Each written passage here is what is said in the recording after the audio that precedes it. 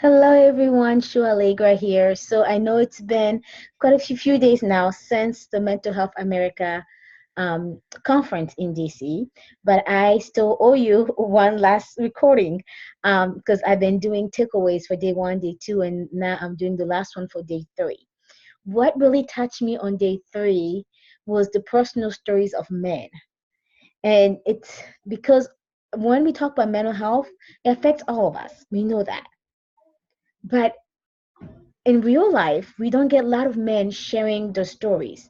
And then the stigma gets even greater, if you want, for men than it is for women. There are more women seeking help than there are men seeking help for mental health. There are more women talking about mental health than there are men talking about the mental health. So the takeaway for me for the last day of conference, what really impacted me, touched me the most was listening to men's story. So the first man who shared was Justin Peck.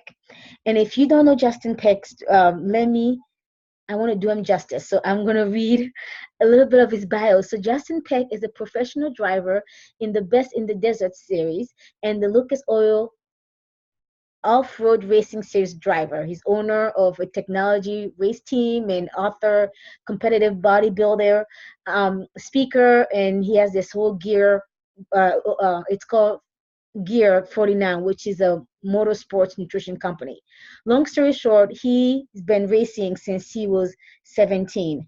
Um, he has over 27 years of racing experience and has won one championship or another. Like he has a lot of success beyond under his belt in his field.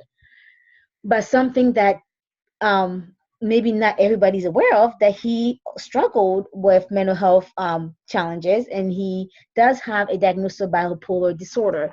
And I'm sharing this because this is public knowledge. He shared this out at the conference, and if you look up his name now, he has become a mental health advocate because of his own experience. But it's good to see, it's not good for all of this stuff, all of these things to happen to any of us. But what is good in it is to see that men are coming out and sharing those stories. And it's even more powerful when we see men in public figures, who celebrities coming out sharing about the mental health issue, because then it makes it easier for others to come out. There's so much, and people say, well, men maybe don't share the stories or don't come seek for help because of the men ego.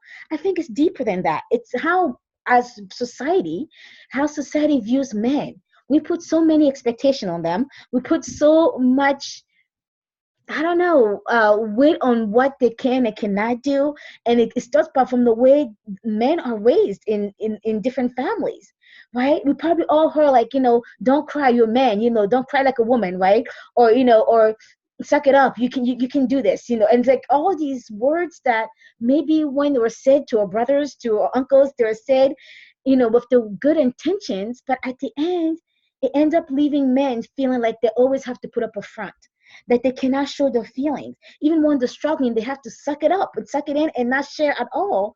And at the end, they're suffocating inside, slowly dying because nobody knows what's going on inside of them.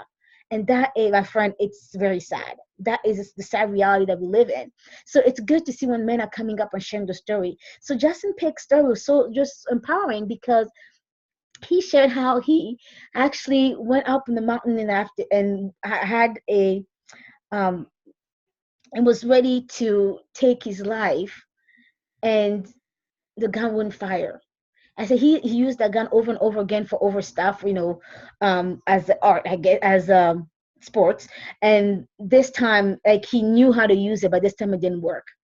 And I'm grateful that God saved his life, and he's grateful to be alive, and he does not take that lightly. And since that day, he realized he's here for a reason, and he has a lot to share with others. So even as he was sharing that story, he broke into tears, and it's okay to cry. Men can cry, right? But it was even just to see the human, like, we're all human, we all have feelings, and it's okay to feel those feelings. It's okay to feel those emotions. So after Justin Peck shared his story, then I went into a few workshops. One of the workshops that I really enjoyed again was actually led by three men. One of the guys was leading it. I met him the day before at dinner, and I sat at the same table during the dinner awards, and it was then he told me about him the session he was doing with over guys. So I'm like, I'm gonna stay for this. I want to make sure that I attend this, um, all men presenter, if you want, workshop. So this workshop that I attended was led by three men. One of them was a principal, and he's not an assistant principal, but still work. He's a school administrator, and the outside feel, it looked like everything was going okay, that he was doing well, but the stress of work, the stress of life, became unbearable, and he struggled with depression and needed to go through a partial program to seek help. So he shares about that, and he actually has a podcast, and and I think the website is thedepressionfiles.com. And actually he and I during dinner the previous day, we talked about me interviewing him on my podcast and sharing that. So we're working on some projects, so stay tuned. I know those are all coming up, and I'm hoping that I'm hoping to collaborate with some of these men and others, over men and women, for another project that I'm hoping to launch in 2020.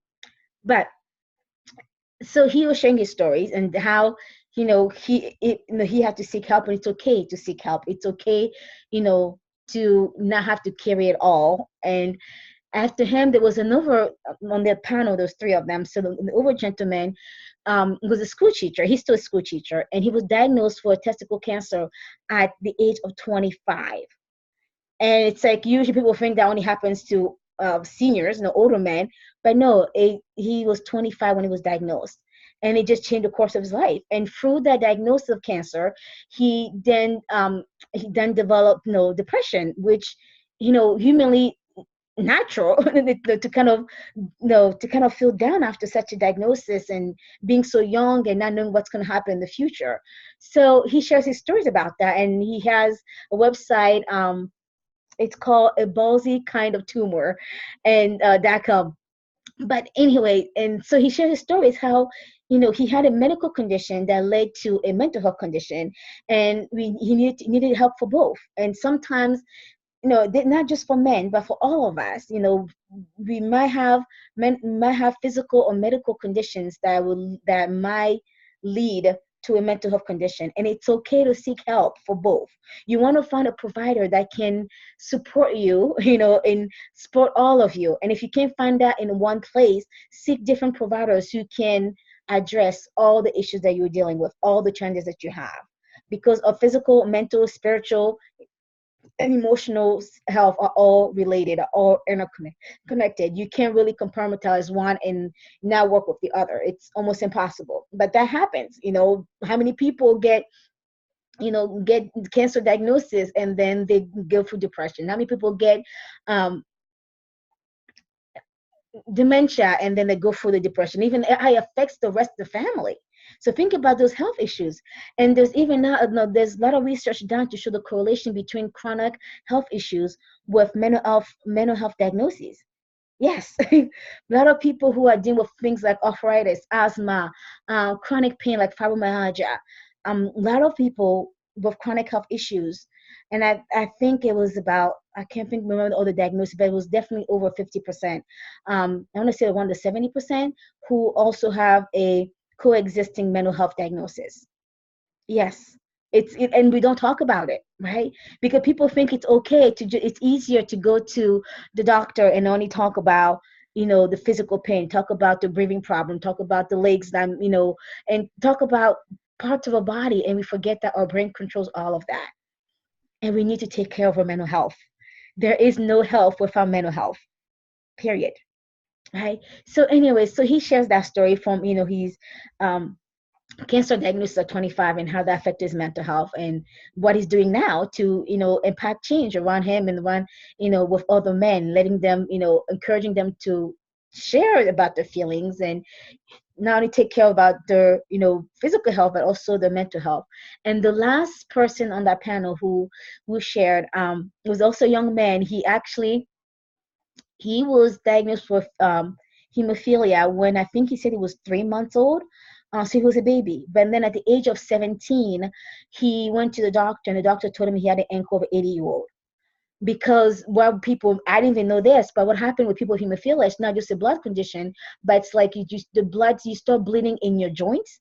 So it impacts movement, it impacts how, people develop, like they, and even he was saying how he actually had surgery, which was like months ago, and he's still wearing a boot because his body just cannot heal as quickly as the average person. So going through that, imagine being 17 and not being able to do the things that 17-year-old do. All his friends were, dreaming of doing X, Y, and Z, and have all the energy and the physical ability to, be out and party and have fun and all that, and hang out with friends, do sports, and he was in pain because of because of the blood condition affecting his bones and his joints, and that led to a depression. So he shares about that, and like I said, it was just nice to see, an all men panel, because men, we don't see enough men, talk about mental health. So we need more men coming out to share the stories. We need more men um to impact change, to to create a safe place for all people to share. But we need more men to know that it's okay to seek help. It's okay. Seeking help is not a sign of weakness, it's a sign of strength. Because a strong person knows when they need help to get to the next level. And it takes strength and courage to ask for help.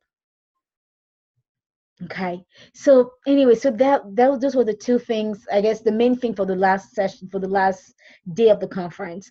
Um, also, there was also a workshop on caregivers, and if you follow me, you know that I do some work with caregivers, and the theme of the theme of that workshop, the title was caregivers matter. And I'm like, yeah, heck yes, they do matter, because we cannot support the individual and forget the system in which they live, and the system in which they develop. And the system is not always, people are paid to be there, but most importantly, people who are there because they care. People are there because they're there. They're there because they're the one who support this individual when nobody else is around. And those people also need support. And I like, even the other workshops that I attended, even the one with the three gentlemen, they share again how, their physical and mental diagnosis affected all their entire family. We need to support caregivers. Yes, we need to support caregivers. And for that session, the website for that, it's caregiverinAction.org. If you want to go there, there's resources there. And also, if you are a caregiver, I support caregivers. I have a Facebook group for caregivers. So I'll add the link to that Facebook group as well. But that's it. That was my takeaway for day 3. It was such a great conference, and I hope to do this more often. Like, I go to conference, but I don't always do takeaway videos to share with others. I might share with my team or people that I collaborate with, or the clients that I work with. But I think I'll have to get to this habit of doing a video, because then it lives, it lives forever, even when I'm no longer here, and people can still benefit from the knowledge that's shared there at the conference, even if they're not physically there. All right, guys, that's it for now. Enjoy your weekend. Bye.